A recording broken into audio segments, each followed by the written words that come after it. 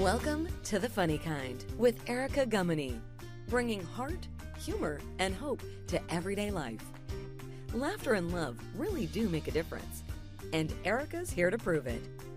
Part deep dive, part stand up for the soul. This show blends humor, heart, and real talk to help you stop believing the lies that hold you back. Whether she's flying solo or chatting with guests, Erica brings her signature mix of authenticity, wit, and wisdom, reminding you that growth doesn't have to be so serious. So pull up a chair, exhale, and get ready to laugh, reflect, and reconnect with the extraordinary human you already are. Because this is The Funny Kind, where humor meets healing and inspiration meets action. Well, hello, everybody. Thanks for being with us today. We have a real honor today to have my soul friend, Carme Pitre, with us today. We are going to have a deep conversation. So just a slight warning in the beginning that some of the topics we talk about might be a little intense. So just always sensitive about that, you never know. Somebody brings something up and you're like, whoa. Yeah, right. So it's an honor to be here, Erica. Oh, gosh. Well, Carmen, I'm going to do a short intro of you. We could spend this entire time talking about all of the important work that you do, which I know you would love. Right. I don't want that, but if it has to be done. It has to be done. So let me introduce to all of you Carme Pitre, and I'm just going to turn to read this because I don't want to miss a thing. Carmen is the President and Chief Executive Officer of Sojourner Family Peace Center here in the Milwaukee area. Carmen's leadership is shaped not only by her extensive professional background, but also by a personal understanding of how domestic violence affects families and communities. She maintains that communities thrive when survivors are treated with dignity and they receive coordinated support, and they benefit from a shared commitment to ending violence. Sojourner Family Peace Center stands as one of the nation's most comprehensive models for coordinated services supporting individuals and families affected by domestic violence. So, Carmen, thank you for taking a slice of time out of your life to be with us today and to just be with me. Well, you asked, and I have a philosophy of saying yes. When people ask, I think saying yes is an important thing. And so, as I said, I'm honored. You're a friend. When a friend asks, especially, you should say yes and show up. So it's my honor. Thank you so very much. I say this to Carmen. I say this a lot to her recently, but for those of you, just to give an insight into how Carmen shows up. We have known each other in like the business networking circles, and a lot of the work that Carmen does through the Sojourner Family Peace Center requires a lot of work with politicians and high-level corporate citizens and all of that. So she, rubs elbows, if you will, with the who's who. Okay, and for those of us on the peripherals, maybe or we think we're on the peripherals of the who's who and all that mindset does. I have been enamored with Carmen since before I met her, as I watched her enter into spaces in an authentic way that I often don't see people show up. And without saying a word to me, she gave me permission to show up as myself. She's one of the handful of people that I know who are like that. So, Carmen, I know I've said that to you a lot lately, but yeah. You know what it reminds me, Erica, because I have been enamored with people as well. And you using that word, what I think that means is you see in me this great reflection of something that's in you. I really, really fundamentally believe that we can't recognize in another person. And so I understand that when we are together and we talk and see each other, that there's something in you that gets activated, right? In a passionate way. And I think that's what we should be doing for each other as friends, as people, as colleagues, right?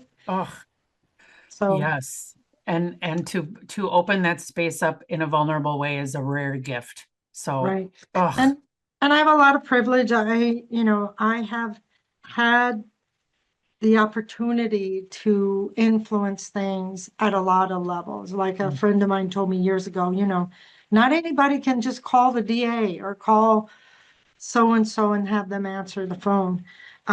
So I take that with great responsibility, right? Yeah. I have to use that on behalf of survivors. It's also not lost on me that we're talking on Denim Day, right? So I have my denim shirt, and this is a day where we uphold the experiences of women who've been raped or sexually assaulted. It's an international day. And so I just want to acknowledge that's what we're, this is the day we're speaking to each other. Wow. So Thank you thank for right there. thank you for that reminder. Mhm. I'm wearing elastic pants, but they're not jeans, but I honor that. I'm at work, so I had to wear pants. It's Right? always good to wear pants, baby. Especially at work, right? And I want to be in my pajamas all the time. Yeah, And tip number 1, wear pants at work. There we go.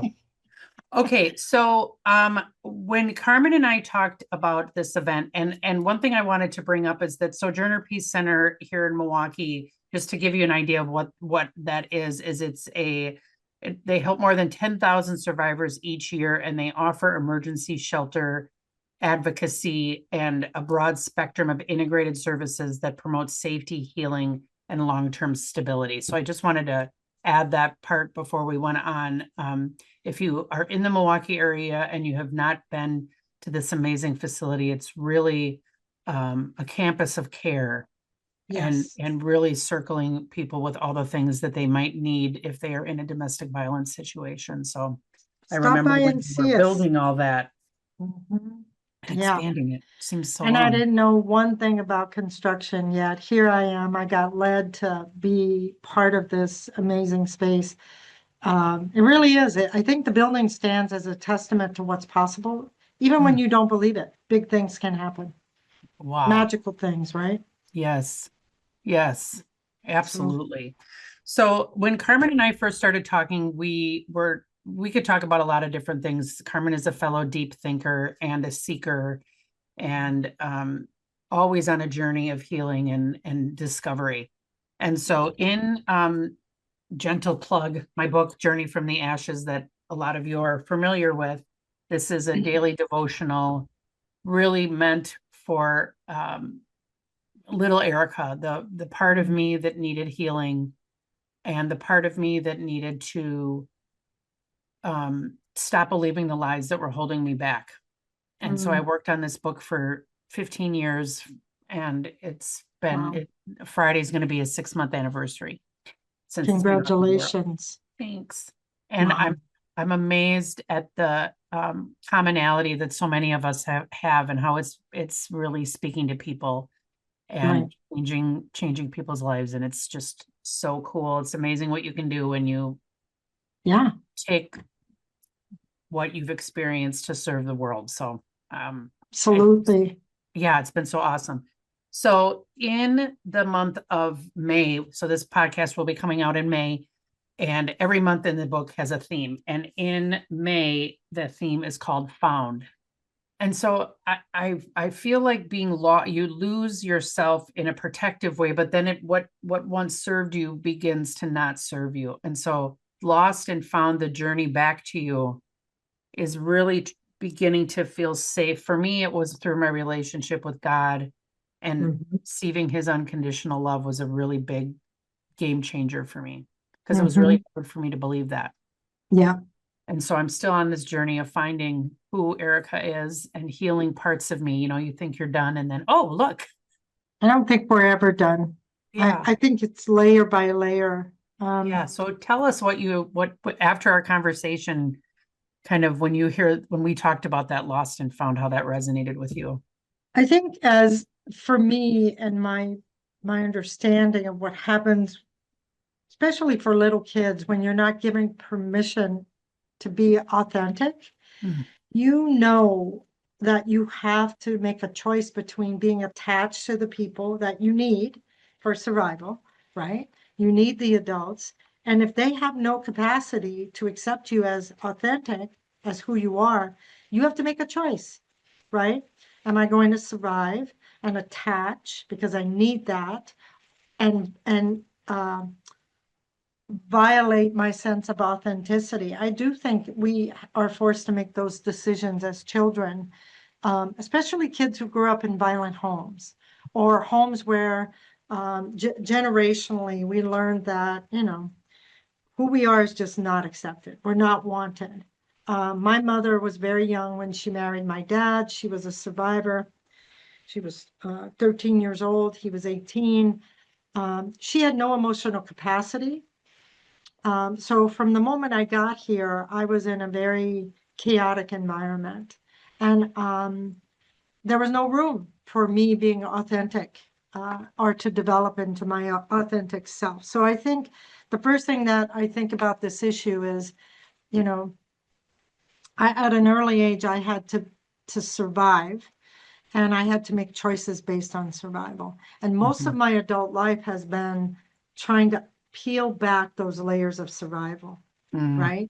Yes. You mentioned the beliefs about yourself, I'm not wanted. I've had lots of beliefs that I've had to unpack. And my spirituality is very important to me. I wouldn't be here without my higher power. I fortunately fell into a 12-step program, and I've been in that program for almost 42 years. And so I have had to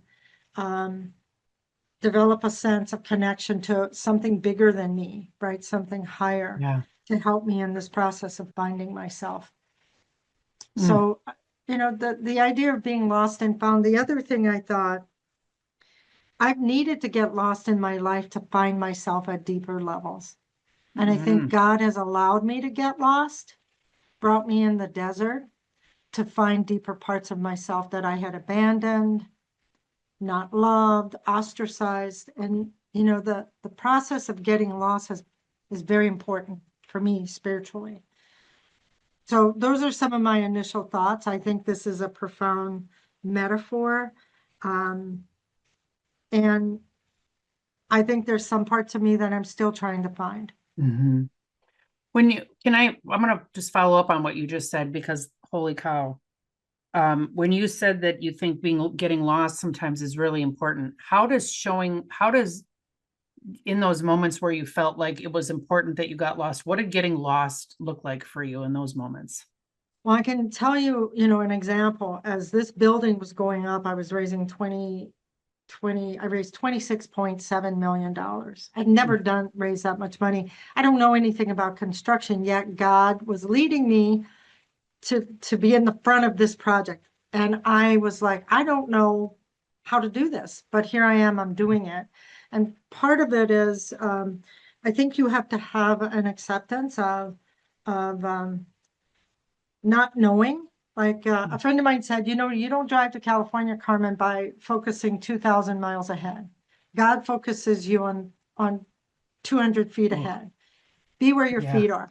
And so as this building was going up, my 22-year relationship was falling apart.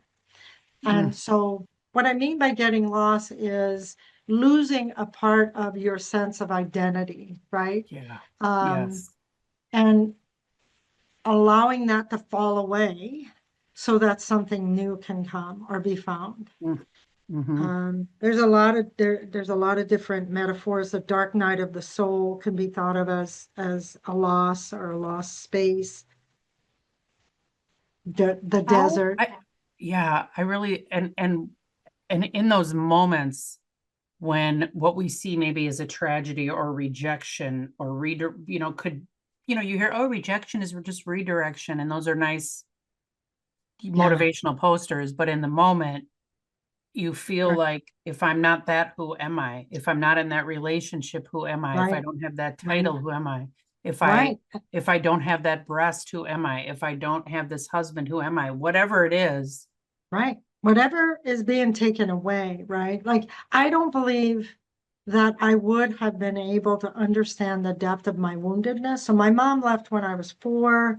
I spent most of my life longing for her, developed addiction. I've struggled, right? And then I got sober when I was 22 and spent my life developing a relationship with a higher power, power higher than myself and rebuilding my life.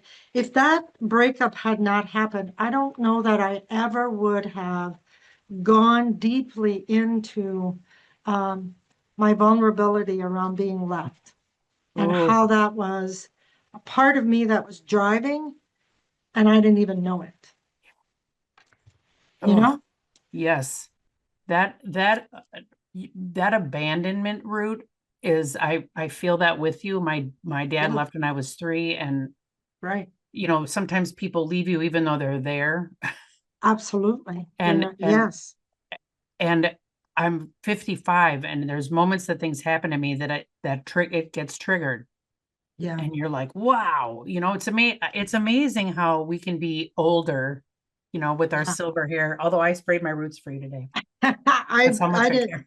You have the beautiful salt and pepper going on. I feel like Yeah. I'm gonna look like a mess when it really. Yeah. But Um, I didn't really understand how that loss was still present. It was driving me, it was driving the bus. And if I had not had that breakup, I'm not sure that I would have done that work. And I yeah. think God wanted me to do it to be a deeper person, Mm, to find myself on a deeper level, to fulfill my purpose in a deeper way. wow. I don't know. And it's like, do you feel like, do you have this kind of awareness in the moment, or is it the hindsight that you're like, aha? I think both. I think I've done a lot of done a ton of work. Like you said, people talk about these things as this with a sense of lightness. Mm, yeah, Um, yeah. I, I When you said before, about peeling back the layers, I think, um, as I'm having a flashback of like a Deepak Chopra book that I read back in the day about something.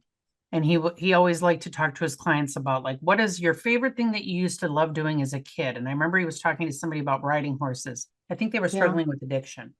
And it was yeah. years and years and years and years and years and years and years and since they rode a horse. And he Hmm. helped her go to a stable and get her back on a horse. So it was a good metaphor. But it stuck with me because as I've been trying to peel back the layers and come back to myself, it does really, because the self-help industry, my book, I always joke about, if all the books that I buy actually A, read, or B, implemented, life would be amazing. Yeah, But yes. it's already here. It's already within our soul and our gut. God created us. We have the knowledge and the wisdom within, but we cover it up and we get afraid and We also live in a society that's always telling us we have to cover it up. We can't be authentic. I had to take care of my woundedness, um, so that I would not be driven by it. And um, one of the ways I've come to think about it is, I need to learn to love all the abandoned parts of myself. And my first responsibility when those parts show up is to say, oh, there you are. I see you. Um, and what do you need? What do you need to hear from me, or what kind of care or attention? And nobody's coming to do that now that I'm an adult. I have to do that if I want to be free, right? And I yeah, think God wants me to be, as they say in the program, happy, joyous, and free. mhm, yeah. I think. I And think. there's a poem that my therapist told me about from Rumi that I cannot remember the name of, but I'll share it in the link below. You know what I'm Is it talking the about, I bet. guest house? Is it? Yes. Yes. Yes. Right. I have that poem and I put it on my refrigerator in my deepest moments of loss because I think it's true. In order to Poem. find who I am, I had to like let all the furniture get taken out Oh, of my house, right? yeah, I Metaphorically. have it like right here, I whether we love that keep this poem. or not, but it's like, welcome and entertain them all, even if they're Yes, a crowd of sorrows who violently sweep your house empty of its furniture. Still treat each guest honorably. He may be clearing you out for some new delight. I love that poem. Yeah. So welcome anxiety, welcome abandonment, welcome fear, welcome performance pleasing. For me, And I'm coming back to what I like doing the most, which is making people laugh, having deep conversations, and Yeah. encouraging other people. Those are my favorite things to do. And it requires me to do things I don't know exactly what I'm doing. You know, Yeah. I didn't go to school to be an author. Yeah. I didn't know how to do a podcast. What am I doing? You know, the voices of like, who do you think you are? What are you doing? Right. There's other people doing this, blah, blah, blah. And it's like Erica 15, 20 years ago would have never been able to do that. And now Right. I'm showing up. Well, we need examples of that because I think we live in a world that's always trying to tell us we shouldn't be who we are and who do we think we are. Oh, And then if we have a personal story that sort of locks in with that, mm, I really do think we're here to be happy, joyous, and free people. And you can't do that if you're walking around with woundedness that hasn't healed because that's driving me. And I remember when I first got in recovery, my therapist said, didn't appreciate this at the time, but he said, you know what? All these bad things happened. I'm a survivor of incest and sexual assault, and I have my own history, lots and lots of things. And he said, look, I don't care about that. What I care about is how you take responsibility for your own life. And I'm like, what do you mean? But he was absolutely right because he helped me not fall into victimization. yes. I needed to create a way of living that would allow me to peel back layer by layer who I am, who I want to be, and what's my purpose here. That's a deeply spiritual thing, I think, for all of us. It is. It is. And for me, this book helped me get unstuck. You know, worked on that book for like 15 years from the time the idea first came on a couch with my friend having a deep prayer time Mhm. and being brave enough to get past the part of ick and going forward. And I know we only have a few minutes left. There's so many amazing nuggets that we've talked about. And I think of the women and the families that you are serving in your work and the empathy and the way that you can show up because of the life that you've had and the journey of peeling back that you've been on. Yeah.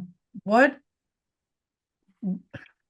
and this is, I don't think we'll be able to address this in 3 minutes, but when you're talking to somebody right now who's lost, who feels like, I don't even know who I am anymore, and they're beginning their process and the journey to themselves, to the return, what are some of the things that you can offer or you do offer? I've been thinking about this idea of being lost. I all day I've been having this thought in my head. I don't know that God ever experiences us as lost. Mm-hmm.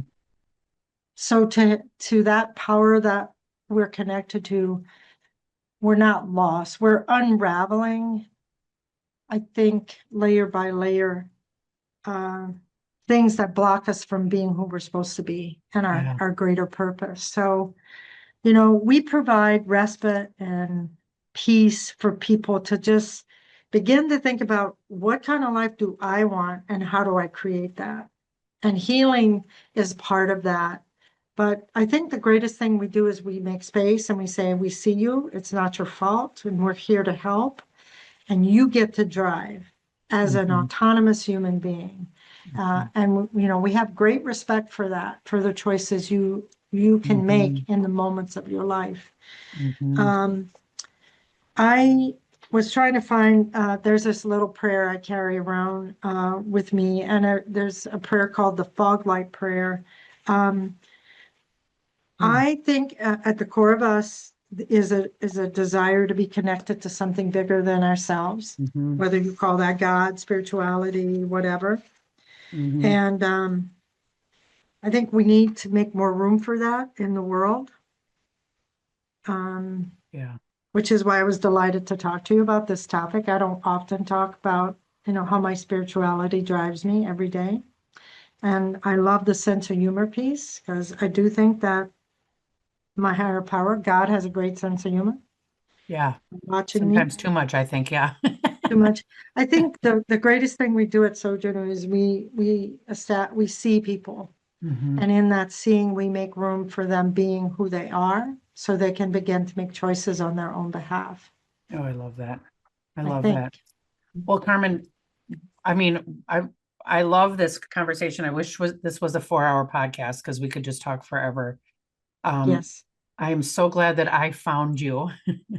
Yes, And we found each other. yeah, and I am, for those of you watching, for those of you listening, we see you. You are not alone. There are so many resources out there. Right.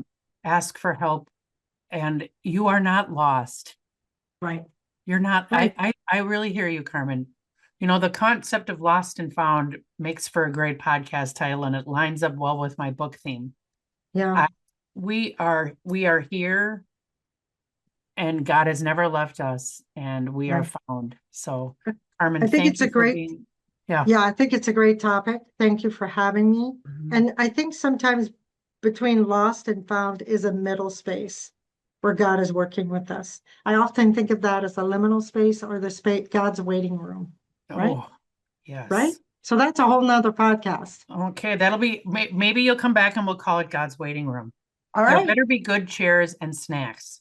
I'm saying, right. I want I'm a not sitting comfortable on one of chair. those plastic chairs with like 1984 Mademoiselle Yeah. magazines. And I want a little memo about what's coming next. I always say to God, can you just like give me a heads up? Yeah, but I don't Yeah. know. Ugh.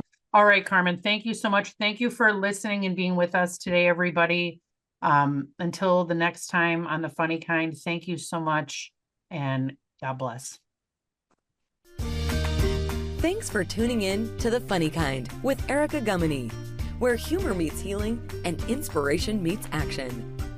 If this episode made you laugh, think, or become inspired, be sure to like, share, and tell a friend who could use a dose of heart and humor today. And don't forget to tune in to The Funny Kind, right here on Transformation Talk Radio for more real talk, big laughs, and light bulb moments. Want to connect with Erica and learn more about turning your pivotal moments into powerful growth? Visit yourpivotalpoint.com. Until next time, keep laughing, keep loving, and keep spreading a little bit of funny and a whole lot of kind.